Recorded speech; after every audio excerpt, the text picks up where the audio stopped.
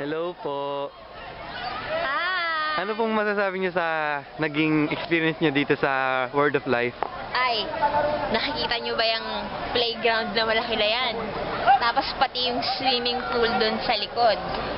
Lahat yan nirentahan ng Extreme for 3 days. Dito kami nagstay. Imagine, kami lang yung tao dito. Tapos ang pinakamaganda dyan, ang dami ko pang natutunan. Imagine ha, si Francisco at si Jobet Pedroso nag-share ng knowledge nila sa amin. At ang maganda doon, hindi lang siya basta knowledge, spiritual knowledge pa.